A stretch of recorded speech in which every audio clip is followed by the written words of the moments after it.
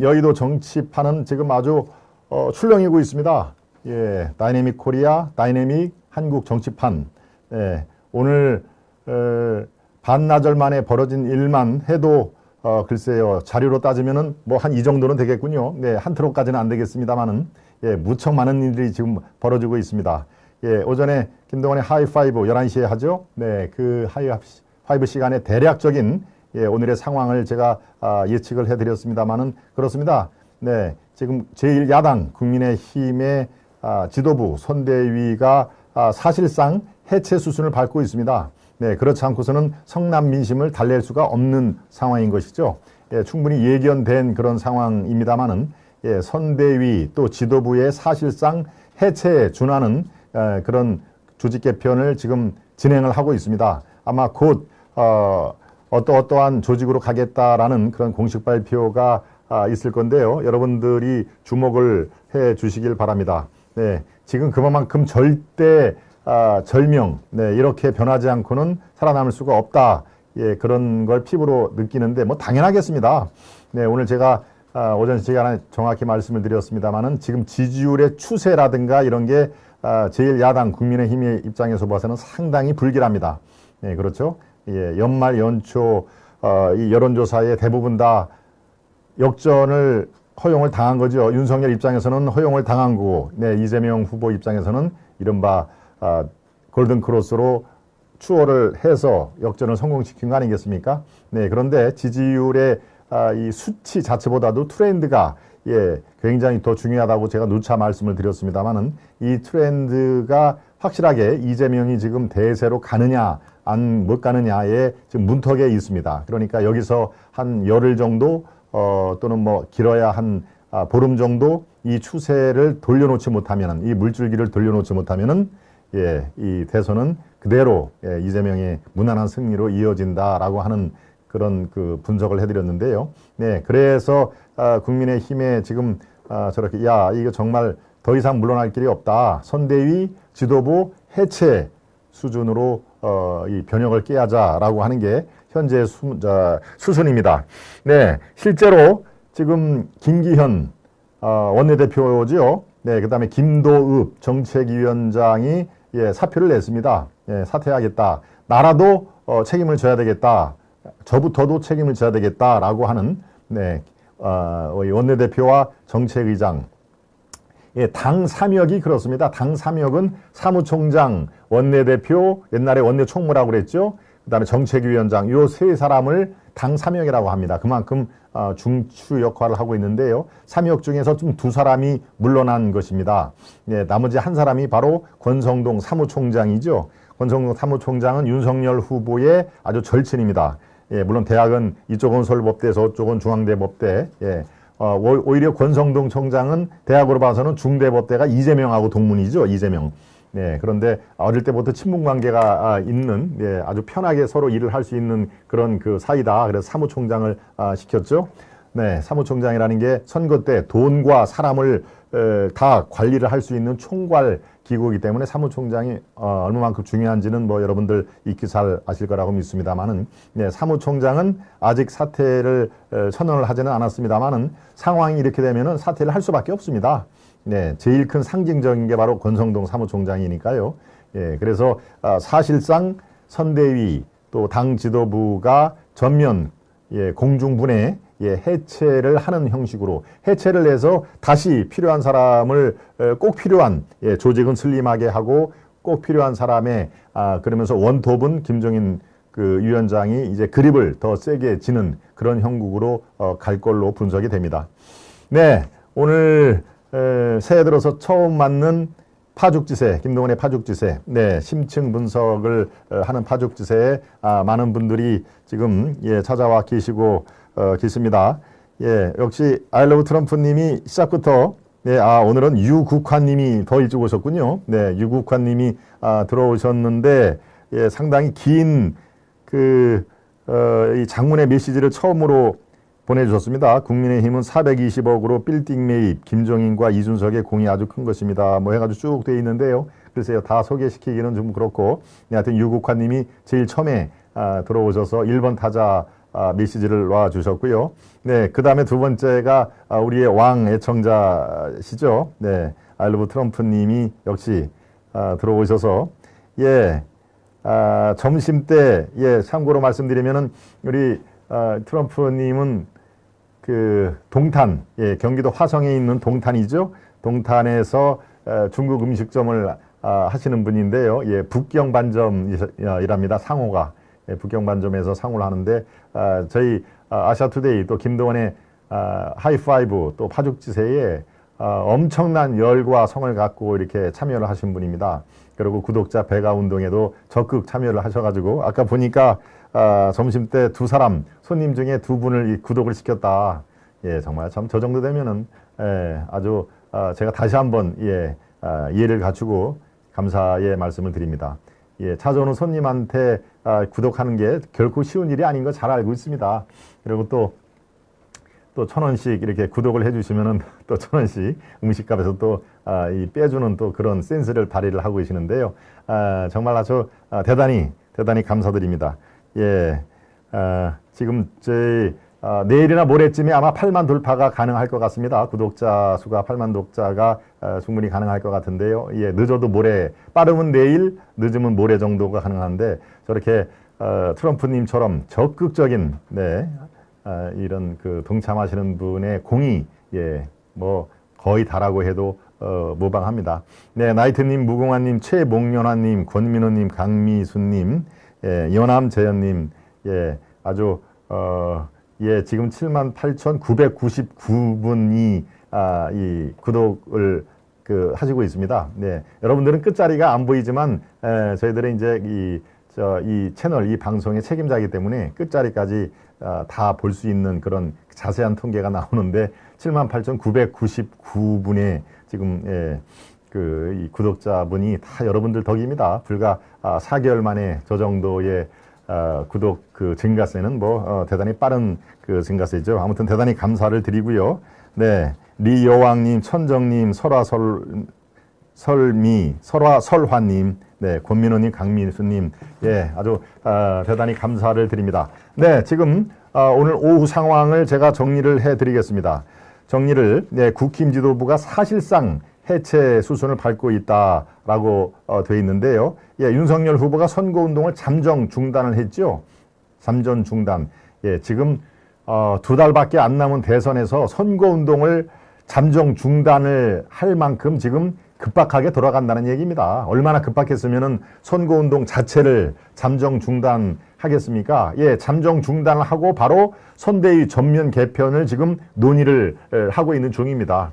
예, 지금 뭐 국회라든가 아니면 당사 아니면 시내 모처에서 한 3군데 정도로 나눠서 지금 이 위기를 어떻게 극복할 수 있느냐, 조직은 어떻게 가고 조직을 뭐 대폭적으로 줄여서 슬림화 가는 데는 일치가 됐다고 하는데요. 그럼 어떤 방식으로 슬림, 예, 슬림이라는 게 뭐 아주 이렇게 가느다란 그런 뜻 아닙니까? 그러니까 조직, 인력을 대폭 줄이면서 어떤 식으로 효율적으로 이게 가야 되는지를 지금 논의를 거듭하고 있는데요. 네, 오늘 선대위 회의가 열렸습니다. 선대위 회의에서 선대위 회의가 보통 여러분들 국회를 하면은 기자들이 있는 데서 공개 회의를 하고 그 다음에 자 이제 공개 회의는 여기까지 하겠습니다.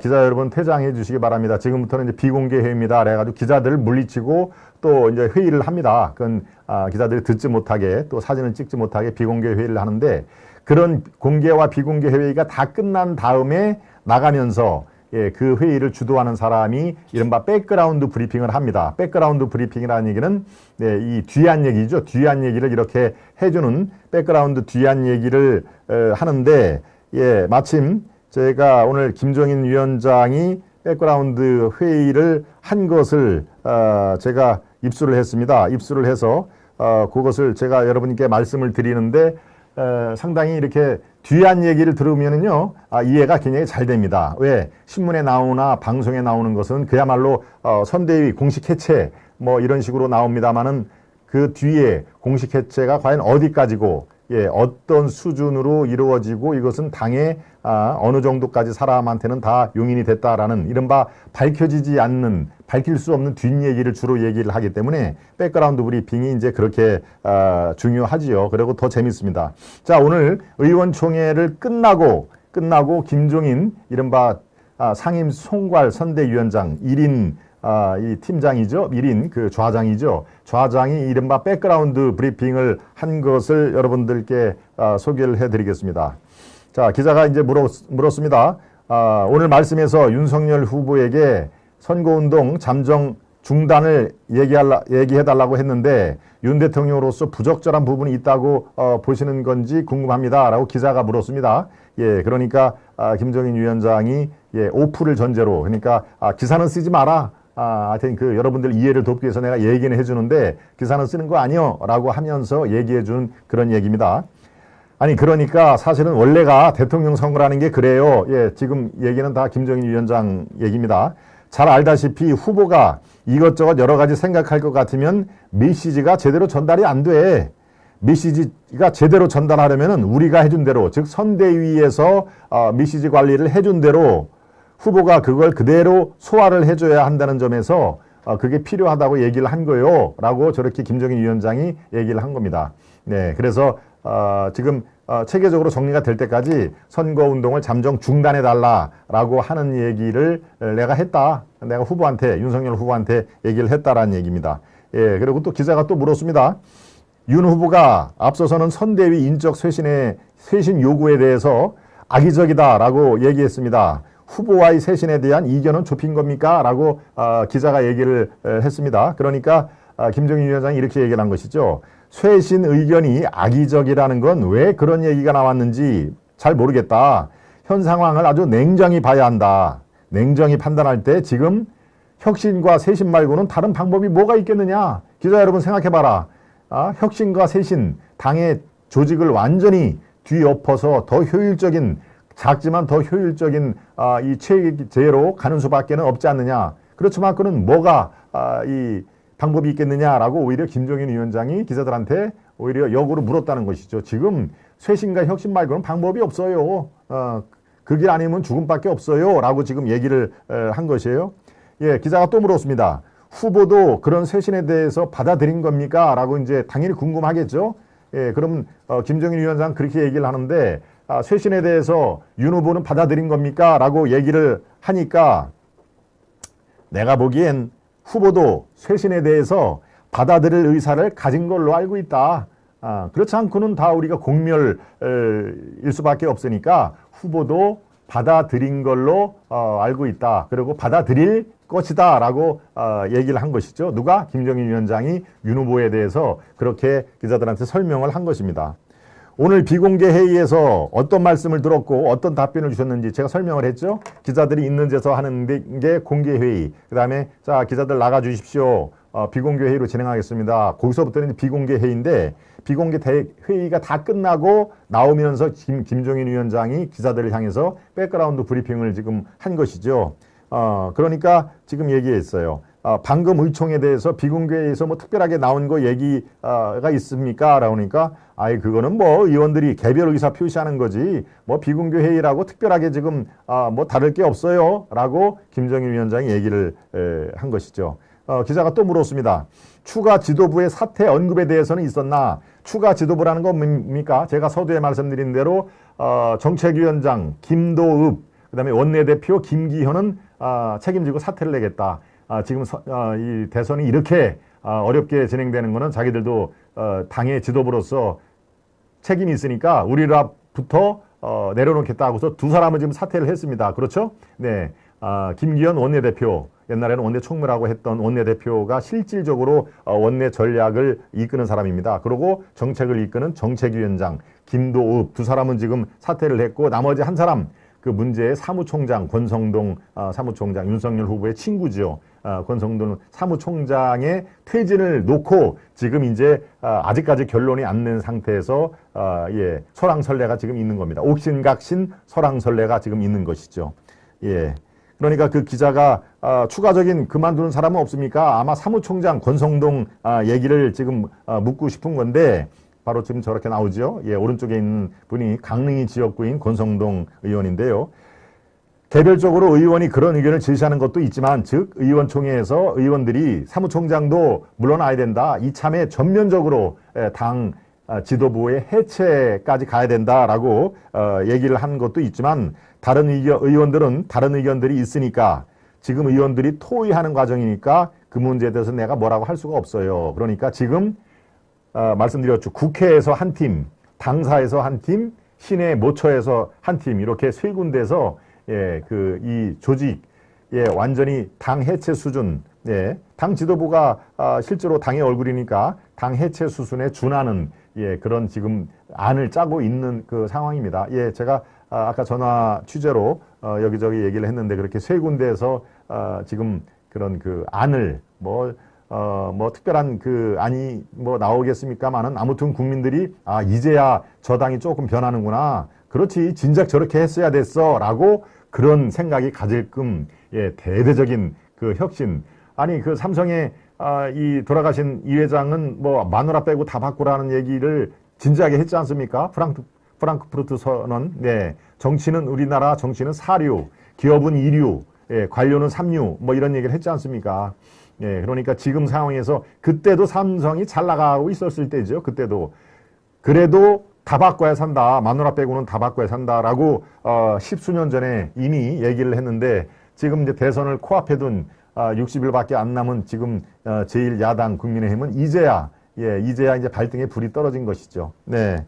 지금 뭐 아무튼 여러분들이 내일 늦게 내실지 아니면 오늘 밤 늦게라도 소식이 들려올지는 모르겠습니다만은, 이제 조금 움직이기 시작하네 라고 하는, 네, 대대적인 그런 혁신, 예, 바람이 불 것은 뭐 자명합니다. 네. 그렇게 될 수밖에 없습니다. 그렇지 않으면 공멸입니다. 제가 11시 김동완의 하이파이브 오늘 11시 생방에서 말씀을 드렸습니다만은, 그렇습니다. 이렇게 편안하게 가면은 편안하게 죽는 것이죠. 네, 정권 교체, 예, 무려 57%까지 나왔던 여론조사가 지금 쪼그라들어서 46%까지 쪼그라들인 여론조사, 오늘 제가 설명을 해드린 대로, 예, 무려 10%포인트 정권 교체를 해야 된다라고 분들이, 아이고 저쪽 동네에 정권 교체를 해봤자 그게 그걸 것이다 라고, 예, 지지를 유보하거나 아니면 아예 안철수 쪽으로 갔거나, 그중에 약한 일부는, 네, 이재명 쪽으로 조금 갔거나, 예, 그런데 상당 부분, 네, 이 지지를 유보해서 부동층으로 가는 분들이 많습니다. 그러니까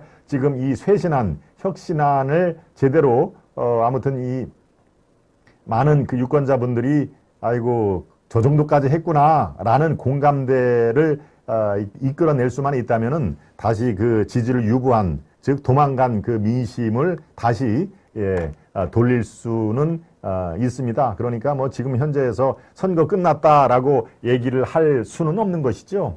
예, 우리에게는 아직도, 예, 60일이란 뭐 날이 남아 있습니다라고 하는, 제가 아까 이순신 그 장군의 우리에게는 12척의 배가 남아 있습니다라고 하는 것과 지금 아주 비슷하게 돼간다라는 얘기를 제가 11시 제 방송에서 했습니다만은, 지금 상황이 이제 그렇게 될 수밖에 없이 진행이 되고 있는 거 아니겠습니까? 네, 지금 김종인 위원장의 백브리핑 조금만 더 언급을 해드리겠습니다.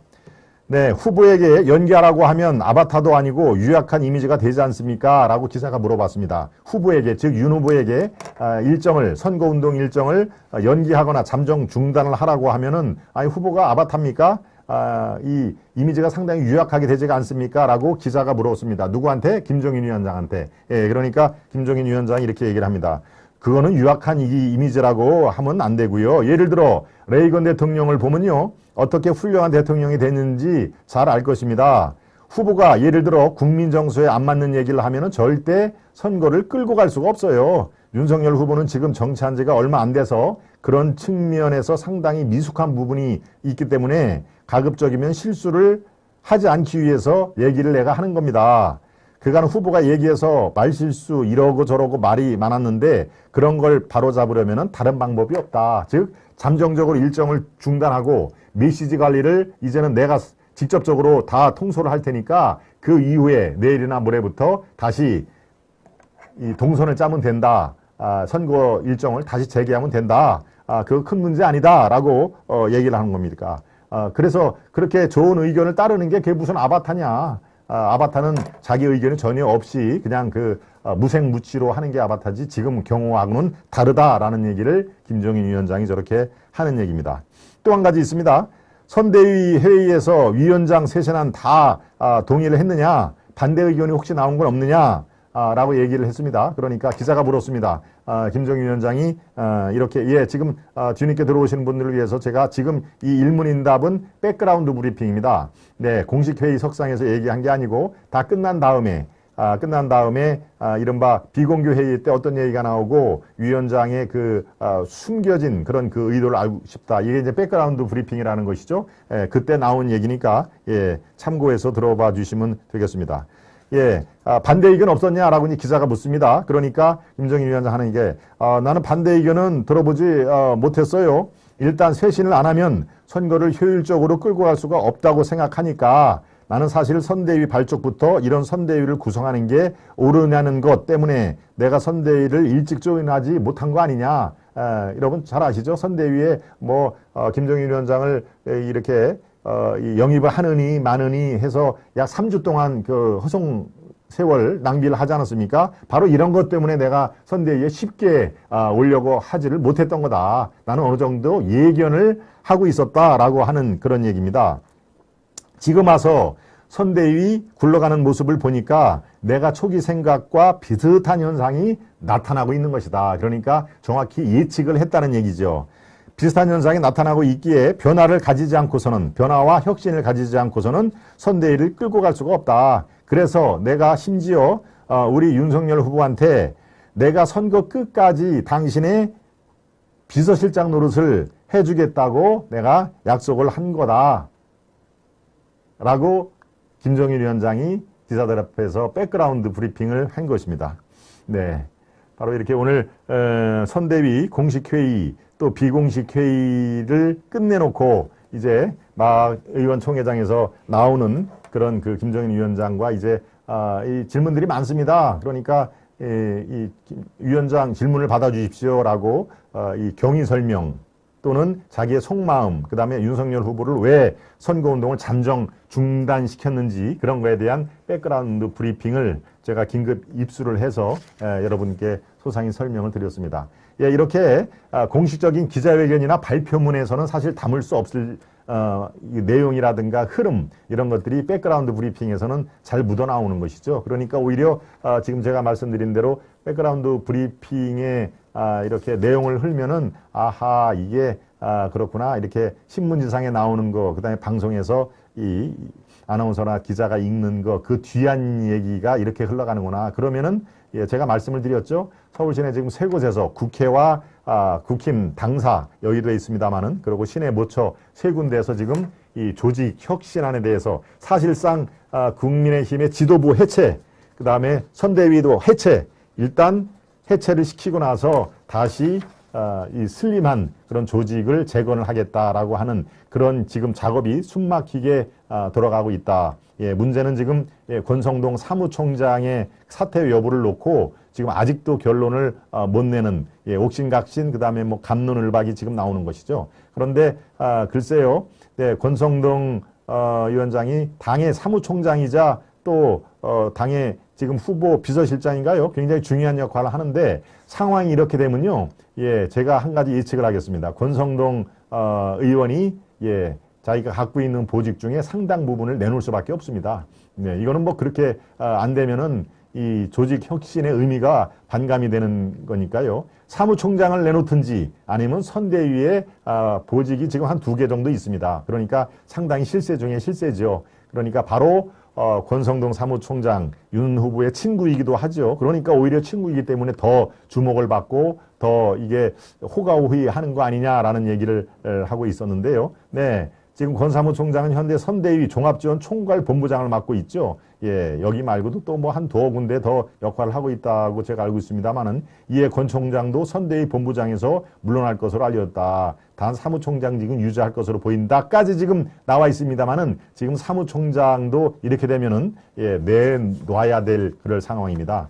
그리고 저도 사무총장을 내놓는 게 저는 지금 상황에서 바람직해 보입니다. 사무총장이라는 게 말씀드렸다시피 대선에서 그 몇백억이 되는 돈 예, 선거 자금, 예, 국가 선거 공영제니까 국가에서 지원되는 돈, 그 다음에 당 후원금 이런 것들을 다 관리하는 총책입니다. 그러니까 돈과 그 다음에 그 사람, 인력, 인사권 이런 걸 갖고 있으니까 선거 때 당 사무총장은 어마무시한 권력이 있는데요. 예, 지금 저렇게 친구를 위해서라도 당 사무총장직을 깨끗하게 포기를 하는 게 그게 사는 길입니다. 그거 뭐 사무총장이 뭐라고 그거를 이렇게 마치 뭐 신유단주처럼 그렇게 합니까? 물론 이 아주 실세 중에 실세이기 때문에 사무총장을 던지기는 쉽지 않겠지만 상황이 이렇게 위중하고 제가 지금 오늘 오전 11시에 김동완의 하이파이브에서 자세히 짚어줬습니까? 이 모든 여론조사가 다 흐름이 이쪽으로 지금 넘어가고 있다.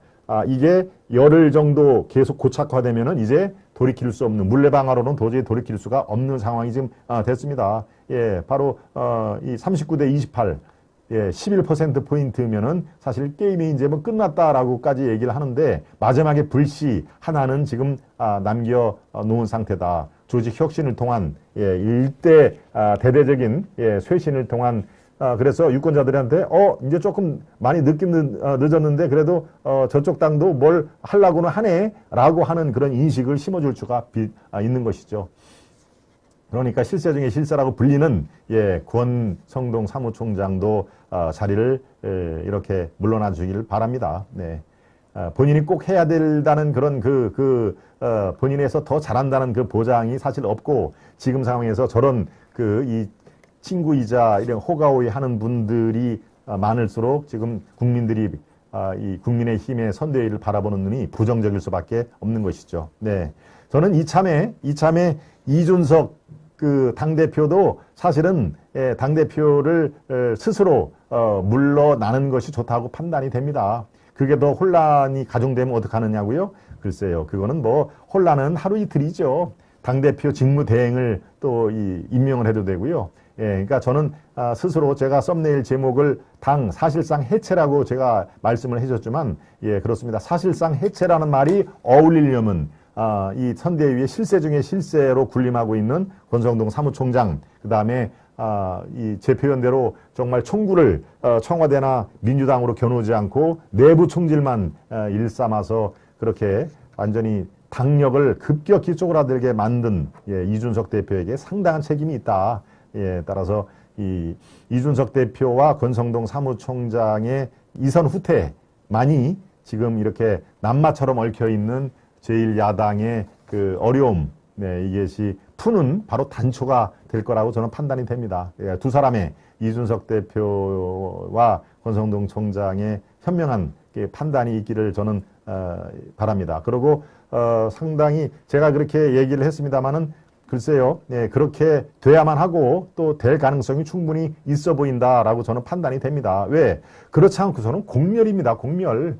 이준석 대표가 예컨대 속으로 윤석열 후보가 안 돼야 자기의 정치적인 미래가 더 밝아진다라고 생각을 했음직합니다. 그렇지 않고서는 이재명, 이준석 대표가 이재명을 공격한 적이 있나요? 이재명의 그 실언, 그 다음에 요때는 요렇게 얘기하고 저때는 저렇게 얘기하고 이른바 내로남불의 전형적인 얘기를 해도 이재명을 공격하는 것을 최근에 저는 들은 기억이 별로 없습니다. 청와대를 공격을 했나요? 청와대의 그 무능함 이런 걸 공격을 했나요? 그 다음에 저당의 상대당의 자기 파트너인 송영길 대표를 그렇게 아주 맹공을 했나요?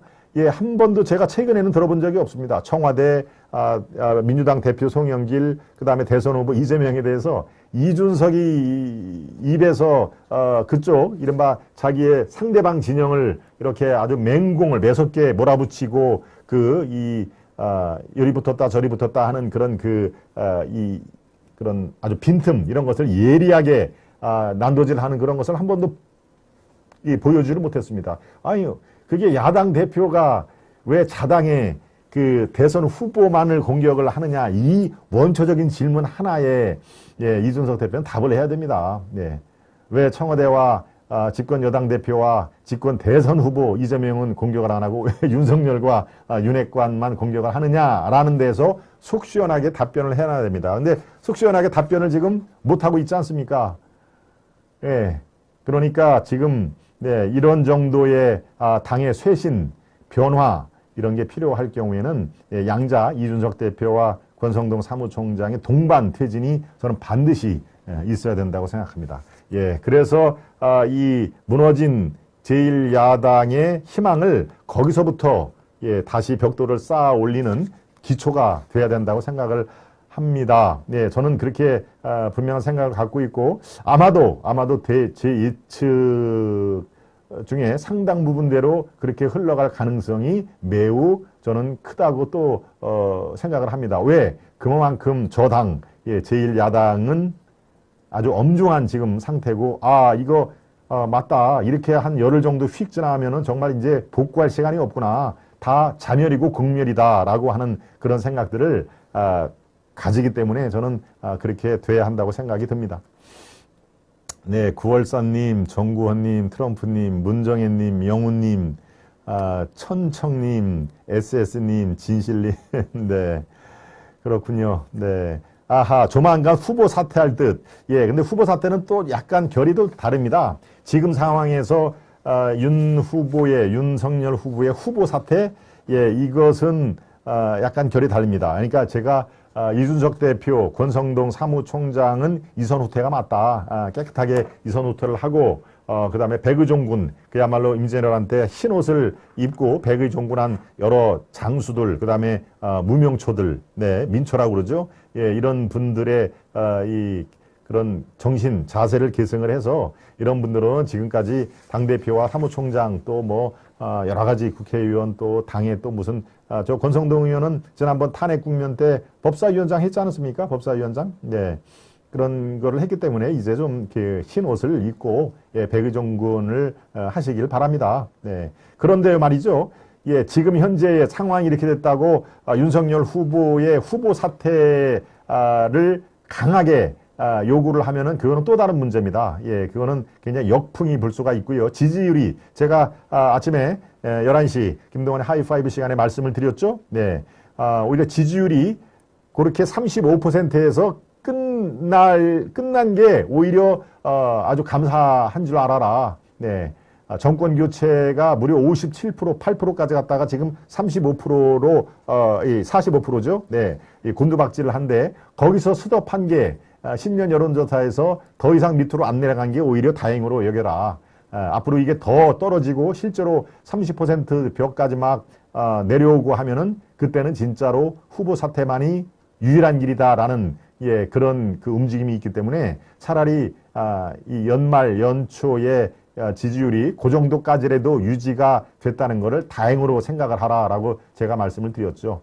네, 정권 안정론 대 정권 교체론 지금 여러분들 화면을 보고 계십니다만은 네, 정권 안정론 이른바 민주당의 이재명 후보가 문재인 정권을 이어받아서 정권 재창출을 해야 된다는 게 37.3, 정권을 교체해야 된다. 이제 야당으로 정권이 가야 된다가 37.1. 오히려 저렇게 여론조사에 따라서 이게 물론 37.3 대 37.1이니까 사실은 뭐 거의 차이가 안 나는 것이지만 바로 제가 말씀드린 대로 정권 교체가 예, 불과 한 달 전에 57 또는 어떤 조사에서 58%까지 올라간 거 여러분들 잘 기억을 하시죠? 예. 그거에 비하면은 지금 어떻습니까? 무려 17, 18% 포인트가 빠진 겁니다. 네. 그러니까 뭐 이 여론조사의 1% 포인트가 얼마나 이게 큰 건지 여러분들 잘 아시죠? 예, 유권자가 몇 천만 명인데요.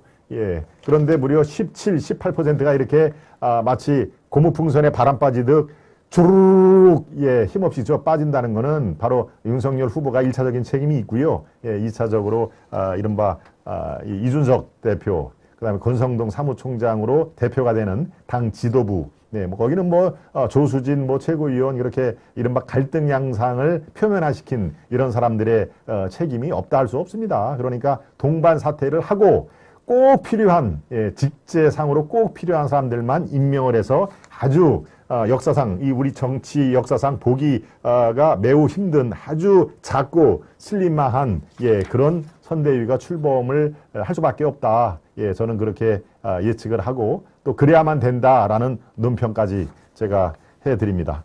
네, 지금 상황에서 또 신지의 변수가 하나 있었죠. 네, 이준석 리스크도 하나 있었고 당내에서 또 신지의 이른바 페미니즘 논란을 유발한 신지혜 씨를 영입을 했는데 그게 영입이 결국은 사퇴를 했죠. 오늘 뭐 줄줄이 사퇴를 했습니다. 신지혜 씨도 공동선대위원장에서 사퇴를 했는데 바로 윤석열 후보가 사과를 했습니다. 사과를. 윤석열 후보가 사퇴를 하고 이게 치우친 판단이었다라고 생각을 했는데요. 윤석열 후보가 3시간 전에 자기의 SNS에 올린 거를 제가 한번 간단하게 소개를 해드리겠습니다. 저는 출마 선언을 하며 청년들에게 공정한 세상을 만들겠다. 청년들의 목소리를 제대로 듣겠다고 약속을 했습니다. 시간이 지난 지금 그 약속이 제대로 지켜졌는지 참 돌이켜봅니다. 솔직하게 인정을 합니다. 제가 2030의 마음을 세심히 읽지는 못했습니다. 여기서 이제 이른바 성찰, 자기 반성이 나오죠. 오늘 신지혜 부위원장이 사퇴했습니다. 애초에 없어도 될 논란을 만든 제 잘못입니다. 특히 젠더 문제는 성 문제죠. 남성, 여성 그 성 문제입니다. 젠더 문제는 세대에 따라 시각이 완전히 다른 분야인데 기성세대의 치우친 판단으로 청년 세대에 큰 실망을 준 것을 자인합니다. 대통령은 사회 갈등을 증폭하는 것이 아니라 조정하고 치유해야 합니다. 그것이 정권 교체를 위해 제가 대선 후보로 나선 이유이기도 합니다. 앞으로 기성세대가 잘 모르는 것은 인정하고 청년 세대와 공감하는 자세로 새로 시작하겠습니다. 처음 국민께 기대했던 윤석열다운 모습으로 공정과 상식의 나라를 만들겠다는 약속을 반드시 지키겠습니다. 바로 지금 이 윤석열 후보의 스스로 올린 글이 이 공식 선거운동을 중단하겠다, 잠정 중단하겠다라고 선언한 바로 직후에 나온 것입니다. 그러니까 본인이 물론 지금 속이 제일 타는 사람은 뭐 누구겠습니까? 출마한 윤 후보겠죠. 그렇지만 지금 윤 후보의 개인적인 문제가 아니라 이거는 대한민국의 명운, 대한민국의 국운이 달린 문제이기 때문에 이거는 윤석열 개인적인 이 사감이 작용할 그런 공간이 전혀 없는 것이죠. 바로 윤 후보는 그렇게 생각을 했습니다. 이게 표를 더 얻기 위해서 2030 표를 더 얻고 이른바 페미니즘, 양성평등을 주장하는 그분 중에 조금 더 호감을 얻기 위해서 신지혜라는 그쪽에 상당한 역할을 했던 그 사람을 영입을 했는데 나중에 알고 보니까 불필요한 갈등이 너무 많이 표출이 됐다. 그래서 기성세대의 생각의 한계를 내가 절실하게 느낀다라고 하면서 오늘 신지혜 부위원장을 사퇴를 시키고 본인의 성찰 얘기를 올린 건데요. 네, 그러니까 오늘 몇 시간 전에 신지혜가 이 여의도 정치판에서 아주 화제의 인물이 됐었죠. 자, 이제 신지혜 씨가 자신의 소회를 밝힌 걸 한번 보겠습니다. 신지혜 씨는 지금 1시간 전에 지금 이제 자기의 입장을 밝혔는데요. 이것도 제가 여러분들께 소상히 소개할 만한 내용이 들어 있습니다. 그래서 제가 한번 짚어보겠습니다. 새시대 준비위 수석부위원장 신지혜입니다. 저는 오늘 새시대 준비위 수석부위원장에 사퇴합니다. 여러분, 새시대 준비위 위원장이 누군지 아시죠? 위원장은 바로 김한길, 최명길 탤런트의 남편인 것이죠. 그 밑에 바로 수석부위원장의 역할을 지금 대략 한 3주 정도 시행을 했는데요. 12월 20일 오로지 정권 교체를 이뤄내겠다는 다짐 하나로 새시대 준비위원회에 들어왔습니다. 권력형 성폭력을 저지르고 2차 가해를 일삼는 무리들이 다시 정권을 잡는 일만은 막아야 한다고 생각을 했습니다. 국민들로부터 180석을 부여받고도 아무런 개혁과 아무런 노력도 하지 않는 사람들에게 더 이상 속아서는 안 된다고 생각을 했었죠. 진보 진영에서는 저를 변절자라고 욕했습니다. 보수 진영에서는 저를 페미니스트라며 환영하지도 않았습니다. 그러나 정권 교체를 이뤄내겠다는 믿음 하나로 윤석열 후보를 향한 지지 활동을 묵묵히 이어나갔습니다. 12월 20일부터 했으니까 13일 한 거군요. 부위원장 역할을 13일 한 거군요. 그런데 윤석열 후보를 지지하겠다고 온 저에게 더 강한 저항은 국민의힘 내부에 있었습니다. 후보와 공식적인 환영식을 하고 캠프에 공식적인 직함을 받아 활동하는 저에게조차 사퇴하라는 종용은 꾸준히 이어졌습니다. 쓸데없는 짓 하지 말고 가만히 있으라는 이준석 대표의 조롱. 여기에서도 또 이준석이라는 이름이 또 나오죠. 예, 쓸데없는 듯 하지 말고 당신은 제발 좀 가만히 있으라는 이준석 대표의 조롱도 계속되었습니다. 정권 교체를 갈망하는 국민의 간절한 소망은 안중에 없었습니다. 자신들의 의견과 자신들의 이익에 반하는 사람이라면 그 어느 누구도 함께 할 수 없다는 폐쇄적인 생각으로 저를 몰아붙였습니다.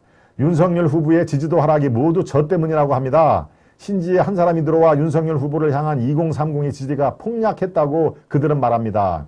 정말 그렇습니까? 이준석 대표에게 묻습니다. 그동안 당신은 뭘 했습니까? 최고위원회 반발에 자리를 뛰쳐나가고 성상납 논란으로 연일 언론에 오르내리고 있지 않습니까? 당원들과 국민들이 뽑은 윤석열 후보에게 선거운동 하지 말고 가만히 있으라고 말하는 사람이 정말 이 당의 국민의힘의 당대표가 맞습니까? 민주당은 윤석열 후보 바보 만들기 앞장서고 있습니다. 지난 대선 때 민주당이 MB 아바타라며 안철수 후보에게 썼던 방식입니다.